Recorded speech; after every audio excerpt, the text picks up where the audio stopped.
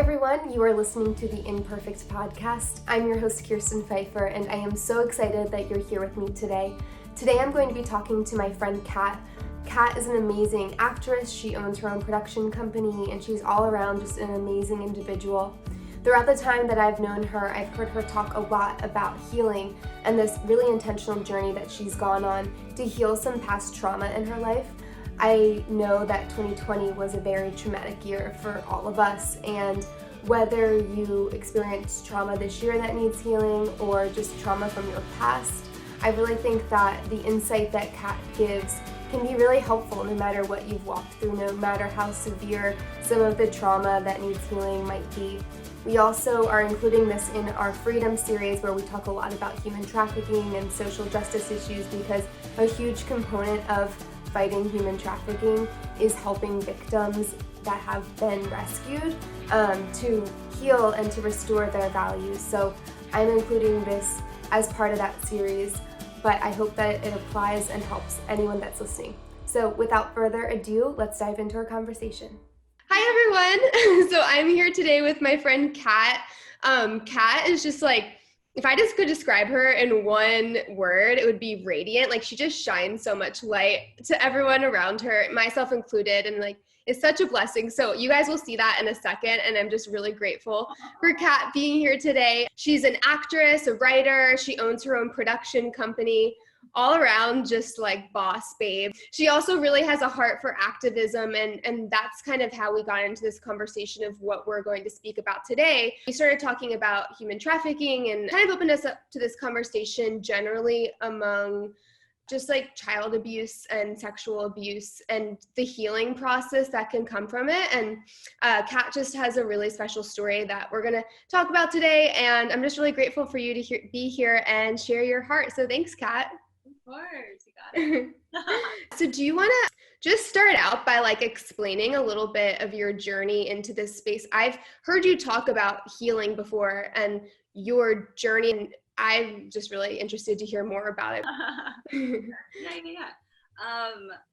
So I think it was probably like 5 or 6 years ago, I had started losing my voice, basically like muting out. Like, I would lose it in conversation. I would lose it, like, I used to waitress. I would lose it like with customers, and I was like, what is going on with me? And I thought like I had an impediment, some kind of like brain dysfunctionality. I couldn't figure out what was going on with me. So my instinct was just to find a singing coach, because I used to sing a lot as a kid. I grew up like in choirs and like competition. So it's like, okay, maybe I just need to get back into vocal lessons and, get rewired. And so I started taking vocal class, and I found this woman, and I was just drawn to her. It was just like an immediate like reaction. And her brand was like, it's like called the Singing Tree or something. I can't remember. It's like, oh, it's cute and catchy. I feel like I'm a kid again. Yeah. I was like, I think I can handle this. Yeah. And I went to meet her, and I started taking lessons from her, and she was just like this like beautiful like Disney creature. Like, her mom like performed on Broadway. She just had this like light about her. She reminded me of Ariel from The Little Mermaid, and she was like, just bright. And yeah. like, oh. Who interesting lost her voice too, Ariel. Yeah. And I started like in these lessons, like started breaking down, like just having like, I would just start crying, and yeah, that's okay. You're just like figuring out where your voice is at, la da da da da. Well, simultaneously to her being a vocal coach, she also had her PhD, I think it is, in spiritual psychology.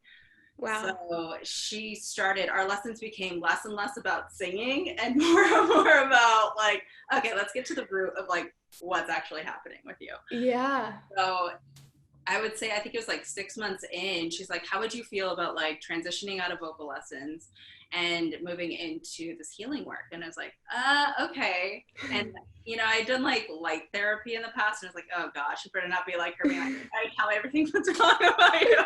So I was like, okay, we'll see. Yeah. In the first couple of weeks that I was working with her, because I went every week for probably a year, because I was just like I was just trying to figure out what was going on. Yeah. Because I had like hidden so many parts of myself, and I did like self-healing, and I like I did like groups and meetups and everything, but I had to go Mm-hmm. deeper.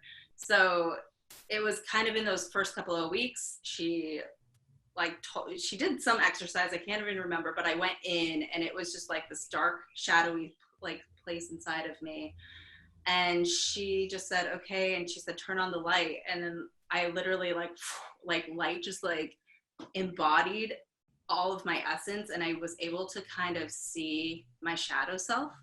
Wow. And in that moment, it was very simultaneous. And that's kind of how it started. And I was hooked and I was like, oh man, I need this in my life. Yeah. Um, That's so it's interesting because I had no idea that it was the vocal training that had got you into that. yeah. And I actually have a very similar experience with my vocal training. So I actually did a video recently with my voice coach because we were talking about this of like, I started out by going because my acting coach said I wasn't using my authentic voice. And I was like, what does that mean? I'm like, Yeah. what? So I was like, whatever, like I'll go to this woman that he recommended. And every time she would be trying to get me to like open up my throat, I like couldn't do it. And like I literally felt my muscles like contracting in. And she's like, you need to let go. And I'd just start crying. And she had a very similar journey to me. She's older and she's an actress, but her whole life she never wanted to intimidate anyone, and she didn't want people to see her as like mean, and she just wanted to be like the nice girl. And like I kind of had to dig back to like my roots in childhood and like being bullied when I was younger, and not wanting to step on anyone's toes. So I adapted this like higher voice that wasn't as strong because I didn't want people to, think I was intimidating or mean or whatever. And so a lot of my work with her actually turned into therapy and emotional breakdown, because I don't think people realize how your voice is really a manifestation of your psyche. And it's so subconscious, the things that control your voice. And so when you start to try to change that, it kind of alters your identity of who you thought you were. So it's cool to see that it like led to a healing process for you too, and like led into that just focused work. Sure. Do you want to explain a little bit more what that work is like? Because I actually have no idea what that is. Spiritual healing. Yeah. Yeah. It's really like, it's kind of like cognitive. I'm like, can I speak? It's like cognitive behavior training a little bit. It really like just dives into forming like a spiritual practice so you're able to see your true self. And there's a bunch of exercises. It's like meditations, and then it's going into like child work, so your inner child, communicating, making it present in like a physical space. So you would be having a conversation with, say, like your 5-year-old self, and what does that look like, and how do you feel, and then you reverse roles and you are the 5-year-old. So it's a lot of like hands-on work, especially in the therapy sessions. It's not like you just sitting there just going, okay, well, I remember this and I remember this. Some days, of course, it is like a dump and a download, but then to counteract that, it would just be like spiritual exercises to get you to really see where you're at in yourself. And it's really like, it's such like an individual process, and it's different for absolutely everyone. But I found it so incredibly empowering because it kind of gives you back the power, right? So it's like you're giving a lot of times, like especially when you're looking for healing, you've given all of your power away. So you go into these therapy sessions, you're like, oh gosh, I'm just going to give more of myself away. But in turn, like the spiritual psychology work really just grounds you. It's hard to describe because No, that makes sense. Yeah. And I think so much of like, if anyone's had any kind of traumatic past, like you do feel that like lack of empowerment over it. And that's why, like, getting back to the human trafficking thing, like traffickers see those vulnerabilities in people and see people that are coming from, and especially children that are like in that like abusive environment, and they try to manipulate them and be like, oh, I'll come help you, and then they exploit it. So I'm just grateful that there are so many people that are waking up to that, and like people like you that are like sharing your light and healing process, and like letting people know that there are resources out there. And like I think what's beautiful is like when we do go through pain, there's like, we have an opportunity to help others that have gone through that too. And I think we're taking responsibility by taking ownership of our own stories, and furthermore, like shining a light on like human trafficking and whatnot, because it's not, I would say that probably at the forefront of what you're doing is predominantly women.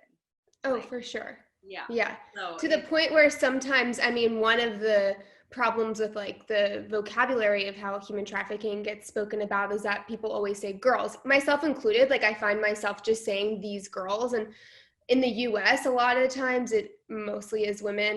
mm-hmm. The thing with human trafficking is like there are tons of different types of trafficking. Like there's sex trafficking, which primarily is women, but then there's also labor trafficking and like domestic servitude, and that involves more men usually, especially in abroad countries. And you also mentioned that Mary Magdalene was like part of your healing process. I'm so curious. I want to know like what that was like, if you're comfortable sharing. Yeah, for sure. Okay, so I have like, okay, so I had like a lot of visions like come to me while I was healing. And it'd be like either at 3 a.m. or it would be in a deep meditation. And Mary Magdalene. So I grew up very Christian. I went on mission trips. I was in church 3 times a week. And so the one, I always like was drawn to like the female characters of the Bible. That was just like, screw the men. Yeah. Big fan of Esther. Yeah. Mary Magdalene was like my chick though. I'd always like loved her story, and I felt like she had so much more of an interesting arc that wasn't provided for in the Bible, and which I learned later on. But she was at one point, she was like, there was a huge tree, and I don't know what kind of tree, but it was a beautiful tree, and there was a bench, and she was just sitting there, and I like walked up to her and sat down with her and had a whole, like, I can't relay the whole conversation, but I had a whole conversation with her. And ever since that moment, she's just been very present with me. Wow. And I just see her in instances where, like, I have my own project, and it's a female-based project, and she brought this woman to me to like tell her story. So it was like kind of, she's always just there when I need her. And so I just feel like she's just always watching over me in a certain way. And I just have that connection to her spirit and her energy. So, that's beautiful. Yeah, I love that. You said something about like being open and listening will like allow you to heal. And it sounds like, you know, obviously you're very open and listening through meditation and having that time to really get still and quiet. And I think sometimes our busyness that our culture likes to like put on us is actually detaches us from that ability to have those spiritually healing moments. So aside from like getting still like that, if someone's listening and they want to start on that journey of healing and really being open to listen, what do you recommend for someone that maybe doesn't have like a coach to work with? Sure. I would say so hard, because when I was starting, I didn't have like that guttural instinct, right? It was kind of all jankety, so it wouldn't always bring me in the right direction. But I guess make a commitment. I made a commitment to myself every day that I would find something that would help me heal, something that would bring me on my healing journey. It'd either be like, it wasn't really affirmations because I wasn't doing them at that point. I think I had the hope. I had like this like light that I was following, that I just kind of was like, okay, well, if I can figure out one thing that's going to make me happy today, or one thing that's going to bring me joy, and then write it down. I'm a huge advocate for journaling. I would say start with journaling. Start getting your thoughts out of your mind and on a piece of paper.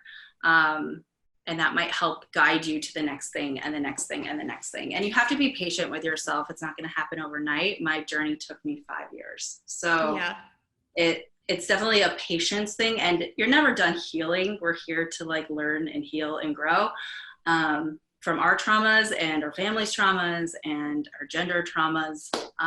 So yeah, I Yeah. think. Yeah. No, that's great. I had like two thoughts. One, when you're saying like your family traumas, I think there is, and I've seen like there's sometimes like a generational trauma that people are carrying where you don't even like realize like you're walking through some things that like your family's experience, like that does kind of get passed on. And so realizing even like the world we're in right now in 2020, like it's very traumatizing times, and like the Yeah. energy all around, like we can internalize it without even realizing it. So I think like having that grace for yourself, that like if you're trying to dismantle some like years and years and years of trauma, and same with me, like with the vocal training, like I wouldn't say I've ever gone through anything extremely traumatic, but it still took me about 3 years to break down these like psychological burdens I was carrying. So for people listening to just recognize that.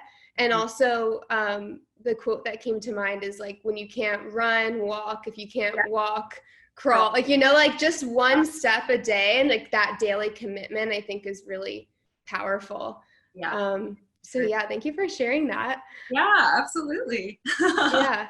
And then the other thing I wanted to talk about, as I mean, I know you're super dedicated to kind of dismantling this beast of, you know, sexual abuse and human trafficking, because it is so, my friend Emily put it in a really good way, like it's a crime that is so hidden, but it's in plain sight. Like it's happening all around us, but in our society has somehow like hidden it. So I think you have really profound insight on like ways that people can tangibly be activists in that area. For me, I think it was becoming clear of my own story of abuse, and there is a lot of confusion, especially when you're young and you're vulnerable and you're innocent. You don't necessarily have the tools or the ability to even understand or comprehend what's happening to you. So I think for me, it was taking the journey of initially healing myself from it so that I am able to be an activist for it and be able to actually do something for other people. And I think that's the beauty of what came out of my healing. I think a lot of times we want to like, we can overextend ourselves trying to help everyone and everything. If you're not operating from like a full cup, you don't have anything to spill over. So I think what you said is really powerful, to focus on yourself first, even though it might sound selfish, but like if you're not full, you can't truly be an advocate for others. Absolutely. And you can't discover like what your actual insights and gifts may be. So they come from that space. Yeah, absolutely. You mentioned how everyone has like a sphere of influence and like one person that they can touch. And I think sometimes if someone in your life is like needs healing or is going through healing and might not be open to talking about it, how can people like help the individuals in their lives that might be going through this healing process and be supportive towards them without being like overbearing? Yeah. I think it starts with listening, to be honest. I think it's just taking yourself and your own agendas. I think we have a lot of times where we like plan our conversations with people, or we like to insert our opinion on somebody or our own experience. And I think when you're wanting to help somebody, you have to understand that they're going through their own journey and that they may not be where you're at, or they may never be where you're at. They might take a whole like left turn from where you're going in their healing journey. But I think if you're open to listening to them, and I mean really listening, not just like la di da di da, we're so like, you know, we're so like we're focused here, we're focused there today. And I think that really is the key, like, and component to really being a support to someone. And then from that space, I think you, as the listener, you'll actually be able to conjure up something that is probably very like, from what I've discovered, like spiritual or, you know, poetic, or just very like rooted in your own truth. And it might be something that they actually needed to hear from you. So yeah, absolutely. It's like the actor in me is like, it's just like, you know, like not memorizing your lines too much. You can listen and be reacting from a place of authenticity. But it is like, it's so that, and that's why like when people see bad acting, it's because people are just saying the lines. When you see brilliant acting, it's because they're reacting from a place of authenticity. So Yes, and it's funny because that like the listening aspect to it, I was like, I understood it forever with like acting classes and everything. You're like, yeah, and you're like, you're doing it, but it wasn't until I did the spiritual psychology and healing, I was like, oh, Oh, yeah. Yeah. I remember like early on in my training, I asked my acting coach, he's like, you're not really listening. And I was like, well, how do I just really listen? And he was like, do it in your life. And I'm like, I do it in my life. And then I started to realize like, as I was growing spiritually and like my relationship with God, like grew and just like having that like silent check-in and being present with people, it like clicked. I was like, oh, because we're so busy. And so it's hard for people to get still and really focus on listening and being there. So yeah. Kind of like an old gift these days. Mm-hmm.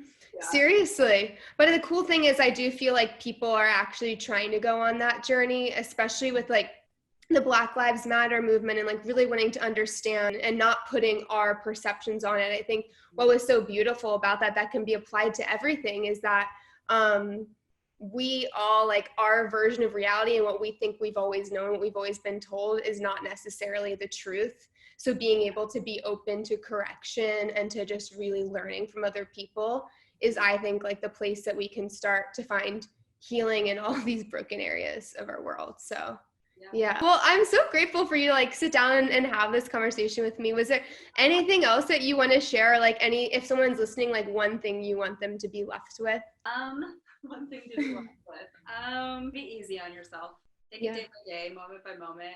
And it's a journey after all. It's not who gets to the finishing line first, so that's it. That's beautiful. I love that. Well, thank you so much. And thank you everyone for listening. Kat, how can people follow you? You can follow me on Instagram. It's Royal Misfit. So it's _ Royal Misfit _ So it's a little hard to find me, but yeah. Thanks again. Bye guys.